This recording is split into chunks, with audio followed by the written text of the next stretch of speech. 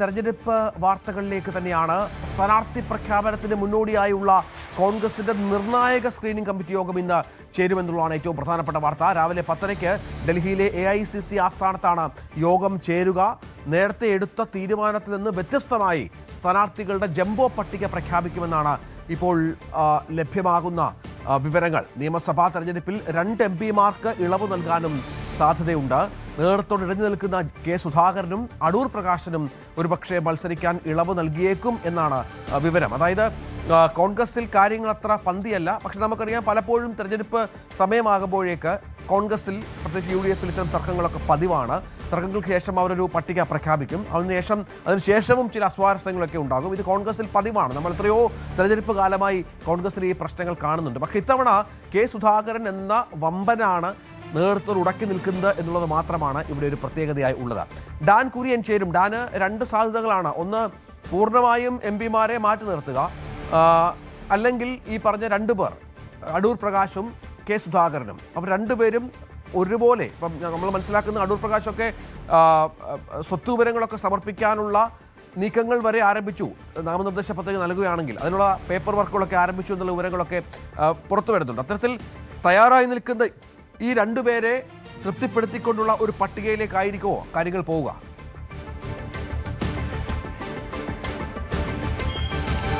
തെരഞ്ഞെടുപ്പിന്റെ തീയതി പ്രഖ്യാപിക്കുന്നതിന് പിന്നാലെ തന്നെ സ്ഥാനാർത്ഥി പട്ടിക, ആദ്യഘട്ട പട്ടിക പുറത്തുവിടാനുള്ള നീക്കമായിരുന്നു കോൺഗ്രസ് നടത്തിയത്. പക്ഷേ ചില സാഹചര്യങ്ങൾ മൂലം അന്ന് ആ പട്ടിക, അതായത് അതിന് തൊട്ടു പിന്നാലെ ആ പട്ടിക പുറത്തുവിടാൻ കഴിഞ്ഞില്ല. അതുമായി ബന്ധപ്പെട്ട വലിയ ചർച്ചകൾ ഉയരുന്നതിനിടയിലാണ് അങ്ങനെയെങ്കിൽ 30 പേരുടെയോ 40 പേരുടെയോ പട്ടികയല്ല, ഒരു ജംബോ പട്ടിക തന്നെ, ഏതാണ്ട് 60 പേരുടെ വരെ പേര് ഉൾക്കൊള്ളുന്ന 60 സ്ഥാനാർത്ഥികളുടെ പേര് പ്രഖ്യാപിക്കുന്ന ഒരു പട്ടിക പുറത്തുവിടാനുള്ള ഒരു നീക്കം ഇപ്പോൾ നേതൃത്വത്തിന്റെ ഭാഗത്തു നിന്നുണ്ടായിരിക്കുന്നത്. അതുമായി ബന്ധപ്പെട്ടാണ് നിർണായകമായ കോൺഗ്രസിന്റെ സ്ക്രീനിംഗ് കമ്മിറ്റി യോഗം രാവിലെ 10:00 AICC ആസ്ഥാനത്ത് വെച്ച് ചേരുന്നത്. ദേശീയ നേതാക്കൾക്ക് ഒപ്പം സംസ്ഥാനത്തെ KPCC അധ്യക്ഷൻ സണ്ണി ജോസഫ്, പ്രതിപക്ഷ നേതാവ് VD സതീശൻ, അതോടൊപ്പം വർക്കിംഗ് പ്രസിഡന്റുമാർ ഉൾപ്പെടെയുള്ള പ്രധാനപ്പെട്ട നേതാക്കൾ, കേരളത്തിന്റെ ചുമതലയുള്ള AICC സെക്രട്ടറി ദീപാദാസ് മുൻഷി ഉൾപ്പെടെയുള്ളവരൊക്കെ യോഗത്തിൽ പങ്കെടുക്കും. ഏറ്റവും പ്രധാനപ്പെട്ട കാര്യം, ചില സസ്പെൻസ് ഈ സ്ഥാനാർത്ഥി പട്ടികയിൽ ഉണ്ട് എന്നുള്ള സൂചനകളാണ് ലഭിക്കുന്നത്. അതുകൊണ്ട് തന്നെ ചില പേരുകളുടെ കാര്യത്തിൽ ഒരു ധാരണയിലെത്താൻ വൈകിയതാണ് ഈ പട്ടിക പുറത്തിറക്കാൻ താമസമുണ്ടായതെന്നും നേതൃത്വം സൂചന നൽകുന്നുണ്ട്. അതിനിടയിലാണ് ഈ MP-മാർ മത്സരിക്കേണ്ട എന്ന സംസ്ഥാനത്തെ കോൺഗ്രസ് നേതൃത്വത്തിന്റെ നിലപാട് മറികടന്നുകൊണ്ട് ഹൈക്കമാൻഡിന്റെ ഒരു നിർണായകമായ ഒത്തുതീർപ്പ് ശ്രമം ഇപ്പോൾ ഫലം കാണാൻ പോകുന്നതെന്നാണ് സൂചന. അതായത് ശിവഗിരി മഠം നേരത്തെ തന്നെ ഈഴവ പ്രാതിനിധ്യം ഉറപ്പുവരുത്തണം കോൺഗ്രസിന്റെ സ്ഥാനാർത്ഥി പട്ടികയിൽ എന്ന ആവശ്യം പരസ്യമായും കോൺഗ്രസ് നേതൃത്വത്തോട് രഹസ്യമായും ഒക്കെ പങ്കുവച്ചിരുന്നു. അത്തരത്തിലുള്ള പ്രതികരണങ്ങൾ കഴിഞ്ഞ ദിവസവും കേട്ടതാണ്. അതിനിടയിലാണ് ഈഴവ സമുദായത്തെ പ്രതിനിധീകരിക്കുന്ന പ്രധാനപ്പെട്ട നേതാക്കളായ അടൂർ പ്രകാശനും കെ സുധാകരനും ഇളവ് നൽകണം, അവർക്ക് നിയമസഭാ തെരഞ്ഞെടുപ്പിൽ മത്സരിക്കാൻ അവസരം നൽകണമെന്ന ആവശ്യം ശിവഗിരി മഠാധിപതി തന്നെ നേരിട്ട് കോൺഗ്രസ് നേതൃത്വത്തെ രാഹുൽ ഗാന്ധിയൊക്കെ അറിയിക്കുന്ന സാഹചര്യം കഴിഞ്ഞ ദിവസങ്ങളിൽ വലിയ ചർച്ചയായി മാറിയത്. ഒരുപക്ഷെ ഈ സമ്മർദ്ദ നീക്കങ്ങളൊക്കെ ഫലം കണ്ടുവെന്ന് വേണം നിലവിലെ സാഹചര്യത്തിൽ മനസ്സിലാക്കാൻ. അതിന്റെ കൂടി അടിസ്ഥാനത്തിലാണ് കെ സുധാകരന്റെ കണ്ണൂരിൽ മത്സരിക്കാനും അടൂർ പ്രകാശിന്റെ കോന്നിയിൽ മത്സരിക്കാനും ഒരുപക്ഷെ കോൺഗ്രസിന്റെ ദേശീയ നേതൃത്വം ഇളവ് നൽകിയേക്കുമെന്നുള്ള സൂചനകൾ പുറത്തുവരുന്നത്. ഇന്ന് രാവിലെ കെ സുധാകരനോട് കോൺഗ്രസ് നേതൃത്വം ഡൽഹിയിലെത്താൻ ആവശ്യപ്പെട്ടിരുന്നു. രമേശ് ചെന്നിത്തല അദ്ദേഹത്തെ ഫോണിൽ വിളിച്ച് രാഹുൽ ഗാന്ധിയുമായും മല്ലികാർജ്ജുന ഖാർഗെയുമായി കൂടിക്കാഴ്ച നടത്താൻ ഡൽഹിയിലേക്ക് എത്തണമെന്ന കൃത്യമായ നിർദ്ദേശം കഴിഞ്ഞ ദിവസം നൽകിയതാണ്. ഒരു മഞ്ഞുരുക്കൽ നീക്കം അത് ഫലം കാണുന്നുവെന്ന് വേണം മനസ്സിലാക്കാൻ. സുധാകരൻ ഡൽഹിയിലേക്ക് പുറപ്പെട്ടതായാണ് നമുക്ക് ലഭിക്കുന്ന വിവരം. അങ്ങനെയെങ്കിൽ രാവിലെ കെ സുധാകരൻ പ്രധാനപ്പെട്ട വിവരം ഇപ്പോൾ നമുക്ക് ലഭ്യമാകുന്നത് കെ സുധാകരൻ ഡൽഹിക്ക് പുറപ്പെട്ടു എന്നുള്ളതാണ്. കെ സുധാകരൻ ഡൽഹിയിലേക്ക് പോകുന്നു എന്നുള്ളതാണ്. എങ്കിൽ എന്തെങ്കിലും ഒരു ഉറപ്പ് ഒരുപക്ഷെ സുധാകരന് കിട്ടിക്കാണണം. സീറ്റുമായി ബന്ധപ്പെട്ട് സുധാകരൻ പറഞ്ഞു, സീറ്റ് ലഭിക്കണമെങ്കിൽ താൻ ഡൽഹിക്ക് പോകുന്നത് എന്തിനാണ്, ഇവിടെ നിന്നാൽ പോരാ ചോദ്യമൊക്കെ ഉണ്ടായിരുന്നു. പക്ഷേ ചില ധാരണകൾ രൂപപ്പെട്ട് കാണണം. അതിന്റെ അടിസ്ഥാനത്തിലായിരിക്കും ഒരുപക്ഷെ ഡൽഹി യാത്ര എന്ന് കരുതാം, അല്ലേ?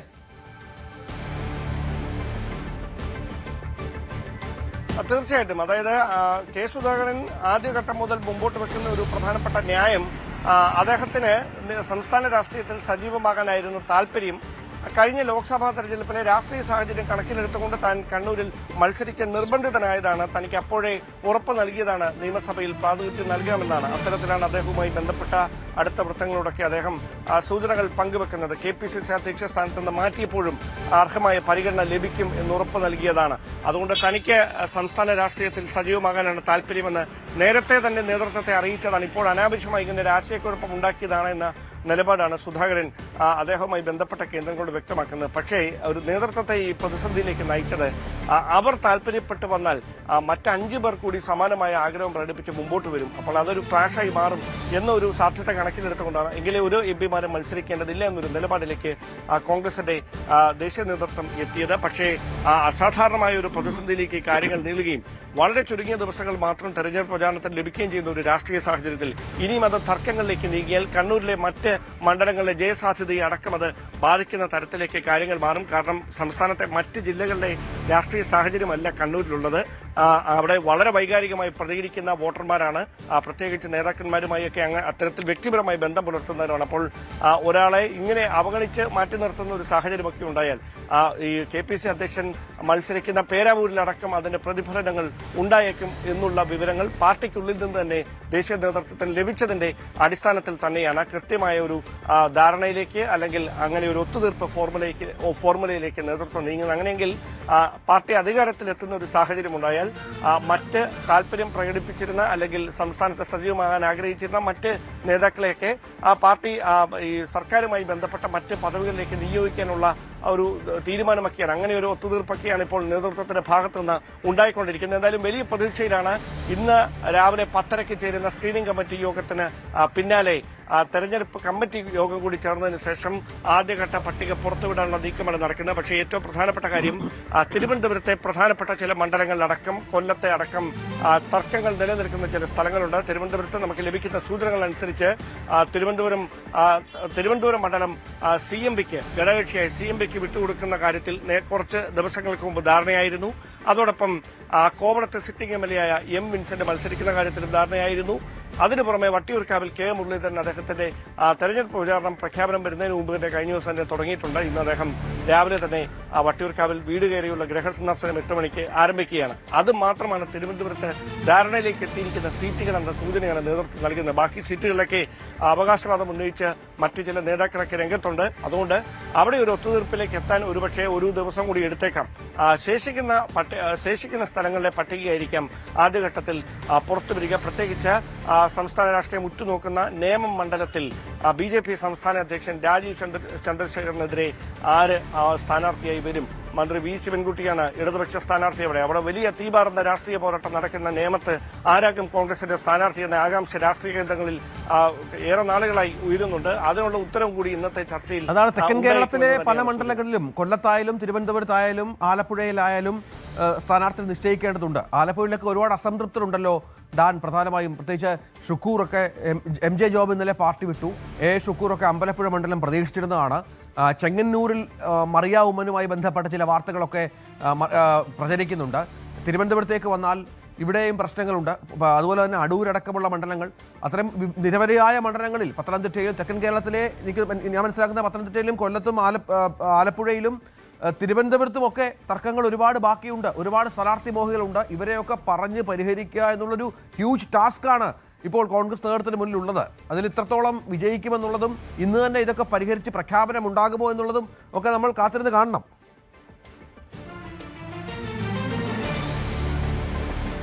പരമാവധി നേതാക്കളെ പറഞ്ഞ് അനുനയിപ്പിക്കുക, അധികാരം മാത്രമാണ് ലക്ഷ്യം. അധികാരം ലക്ഷ്യമാക്കിക്കൊണ്ടുള്ള ഒരു തെരഞ്ഞെടുപ്പിന്റെ സ്ഥാനാർത്ഥി പട്ടികയാണ് പുറത്തുവിടുന്നത് എന്നൊരു വിശദീകരണമാണ് നേതൃത്വം നൽകുന്നത്. അതുകൊണ്ട് തന്നെ എല്ലാവരെയും അക്കോമഡേറ്റ് ചെയ്യാൻ കഴിയില്ല. പ്രൊഫഷണലായ രീതിയിൽ റാൻഡം സർവേ കൂടി നടത്തിയാണ് സ്ഥാനാർത്ഥികളെ തെരഞ്ഞെടുക്കുന്ന അടക്കമുള്ള കാര്യങ്ങളിൽ അവസാനമായ ഒരു ധാരണയിലേക്ക് എത്തുന്നത്.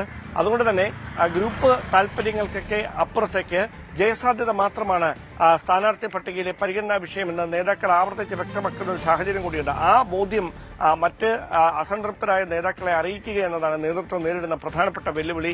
എല്ലാ നിയമസഭാ തെരഞ്ഞെടുപ്പ് കാലത്തും ഇത്തരത്തിലുള്ള അസംതൃപ്തരും പൊട്ടിത്തെറിയുന്നതുമൊക്കെ പരസ്യമായി വലിയ തർക്കങ്ങളിലേക്കും വാക്പോരിലേക്കും ഒക്കെ നീങ്ങുന്നത് കോൺഗ്രസ് രാഷ്ട്രീയത്തിൽ പതിവുള്ളതാണ്. പക്ഷേ ഇത്തവണ ഒരു കാര്യത്തിൽ ആശ്വസിക്കാം, തെരഞ്ഞെടുപ്പുമായി ബന്ധപ്പെട്ട മുന്നൊരുക്കങ്ങൾ അത് നേരത്തെ തന്നെ ആരംഭിച്ചിരുന്നു. ദേശീയ നേതൃത്വത്തിന്റെ കൃത്യമായ നിരീക്ഷണത്തിൽ അത്തരം സർവേകളൊക്കെ സംസ്ഥാനത്ത് സജീവമായിരുന്നു. അതുകൊണ്ട് തന്നെ ഏത് തരത്തിലായിരിക്കും സാധ്യതാ പട്ടിക അല്ലെങ്കിൽ പരിഗണന പട്ടിക, സ്ഥാനാർത്ഥി പട്ടിക വരികയെന്നതിനെ കുറിച്ചൊരു ധാരണ താഴെ തട്ടിലുള്ള നേതാക്കളിലേക്ക് ഇവരെ എത്തിക്കാൻ കഴിഞ്ഞുവെന്നാണ് നേതൃത്വം അവകാശപ്പെടുന്നത്. അത്തരത്തിലൊരു പട്ടികയുമായിരിക്കും വരുന്നത്. അതുകൊണ്ട് ഇടയാൻ സാധ്യതയുള്ള നേതാക്കളെയൊക്കെ ഫോണിൽ ബന്ധപ്പെട്ടും നേരിട്ട് കണ്ടുമൊക്കെ കാര്യങ്ങളുടെ ഗൌരവം മനസ്സിലാക്കിക്കൊണ്ട് അധികാരത്തിലേക്ക് തിരിച്ചു വരാൻ കഴിയേണ്ടതിന്റെ അനിവാര്യത എന്താണെന്ന് ബോധ്യപ്പെടുത്തിക്കൊണ്ട് ഒപ്പം ചേർത്ത് നിർത്താനുള്ളൊരു നീക്കമാണ് ഉണ്ടാകുന്നത്. മാത്രമല്ല, ഈ സ്ഥാനാർത്ഥി പട്ടികയിൽ ഇടം പിടിച്ചവരെ സർക്കാർ അധികാരത്തിലെത്തിയാൽ മറ്റ് പദവികളിലേക്ക് പരിഗണിക്കില്ല എന്ന കാര്യം നേതൃത്വം നേരത്തെ വ്യക്തമാക്കിയിട്ടുണ്ട്. അങ്ങനെയെങ്കിൽ സാധ്യതാ പട്ടികയിൽ ഉൾപ്പെട്ടിരുന്നവരും ഉൾപ്പെടെ ഈ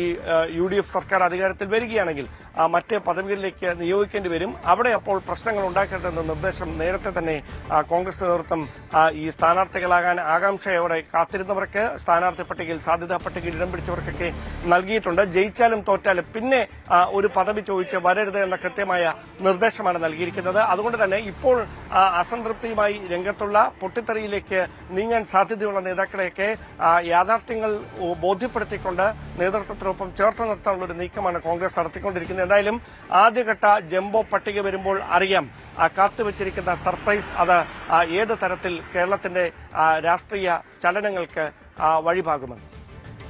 കാത്തിരുന്ന് കാണണം. ഇന്ന് തന്നെ പ്രഖ്യാപനം ഉണ്ടാകുമോ? പട്ടികയിൽ എന്തെങ്കിലും സർപ്രൈസുകൾ ഉണ്ടാകുമോ? അതിനുശേഷമുള്ള പൊട്ടിത്തെറികൾ എത്ര വരെ മുന്നോട്ട് പോകുമെന്നൊക്കെ ഡാൻ കുര്യൻ വിവരങ്ങൾ പങ്കുവെക്കുകയാണ്. ഏതായാലും കെ സുധാകരൻ ഡൽഹിക്ക് പോയി എന്നാണ് മനസ്സിലാക്കേണ്ടത്. അദ്ദേഹം ഡൽഹിയിലേക്ക് പുറപ്പെട്ടിട്ടുണ്ട് കണ്ണൂർ വിമാനത്താവളത്തിൽ നിന്ന് എന്ന് വേണം മനസ്സിലാക്കാൻ. നമുക്കറിയാം, ഇത്തരത്തിൽ നിരവധി പൊട്ടിത്തെറികൾക്ക് ശേഷമാണ് എപ്പോഴും ഏത് കാലത്തും UDFൽ അല്ലെങ്കിൽ കോൺഗ്രസിൽ സ്ഥാനാർത്ഥി പ്രഖ്യാപനം ഉണ്ടാവുക. അത് ആ പാർട്ടിയുടെ ഒരു പതിവാണ്. നേതൃത്വം എത്ര മാറിയാലും, ഗ്രൂപ്പ് ഇല്ല എന്ന് പറഞ്ഞാലും, പാർട്ടിക്ക് അതീതമായി ചിന്തിക്കുന്നവരും പാർട്ടിയെ ധിഖരിക്കുന്നവരുമൊക്കെ കോൺഗ്രസിൻ്റെയും UDFിൻ്റെയും ഭാഗമാണ് എന്നതുകൂടി ചേർത്ത് വെക്കണം. CPMലെ പോലെ അല്ലെങ്കിൽ ഒരു പരിധിവരെ BJPയിലെ പോലെ അത്ര പെട്ടെന്ന് പൊട്ടിത്തെറിക്കുന്ന ആളുകൾ നമുക്കറിയാം അത്തരത്തിലാണ് കാര്യങ്ങൾ എന്ന് മനസ്സിലാക്കണം. പക്ഷേ CPMലും ഇടതുമുന്നണിയിലുമൊക്കെ വലിയ പ്രശ്നങ്ങളുണ്ട്. കണ്ണൂരിലും തളിപ്പറമ്പിൽ ഇടതിൻ്റെ ചുവപ്പ് കോട്ടയായ വടക്കൻ കേരളത്തിലൊക്കെ വലിയ പ്രശ്നങ്ങൾ ഇപ്പോൾ പാർട്ടിയുമായി ബന്ധപ്പെട്ടുണ്ട്. പരസ്യമായി പല ആളുകളും അഭിപ്രായം പറയുന്ന പശ്ചാത്തലം കൂടിയുണ്ട്. ആ വാർത്തയിലേക്ക് കൂടി നമുക്ക് വരണം. ലീഗിൻ്റെ വാർത്തയുമായി ബന്ധപ്പെട്ട് പോയാൽ സ്ഥാനാർത്ഥി നിർണയത്തിന് മുന്നോടിയായി ലീഗ് ഭാരവാഹികളുമായി